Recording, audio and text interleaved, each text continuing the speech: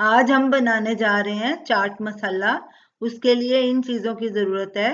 3 teaspoon जीरा, 3 teaspoon आमचूर powder, 1.5 teaspoon काली मिर्च powder, 2.5 teaspoon सेंधा नमक, 2.5 टीस्पून काला नमक, 1 टीस्पून अजवाइन, आधा टीस्पून सौंठ, 1 टीस्पून साबुत धनिया, 1 टीस्पून पुदीने की पत्तियां हमने जो जिन्हें सुखा लिया है, आधा टीस्पून लाल मिर्च, 1/4 टीस्पून सिट्रिक एसिड, 1 पिंच हींग। सबसे पहले हम खड़े मसालों को ड्राई रोस्ट करेंगे। गैस जलाएंगे, गैस को सिम पे रखना है, सब कुछ सिम पे ही ड्राई रोस्ट करना है। सबसे पहले जीरा डालेंगे और कड़छी लगातार चलाते रहेंगे ताकि जीरा जले नहीं।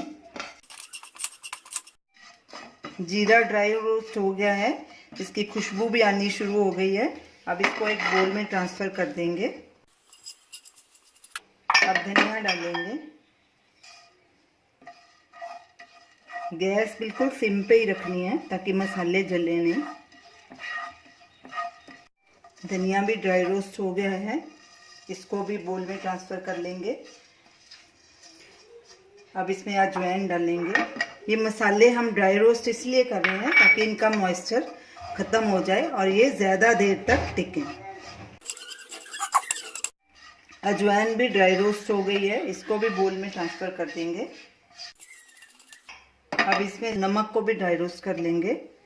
नमक डालेंगे दोनों, सेंधा और काला नमक, सौंठ, काली मिर्च, आमचूर पाउडर और हींग। इनको भी हल्का सा ड्राई रोस्ट कर लेंगे ताकि जो इनमें थोड़ा बहुत मॉइस्चर होए वो भी खत्म हो जाए। पिसे मसाले भी ड्राई रोस्ट हो गए हैं, इनको भी बोल में ट्रांसफर कर लेंगे।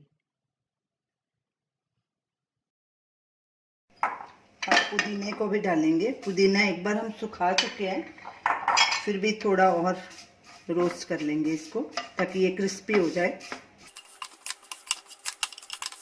पुदीना भी क्रिस्प हो गया। अब गैस करेंगे बंद, इसको भी बोल में ट्रांसफर कर लेंगे।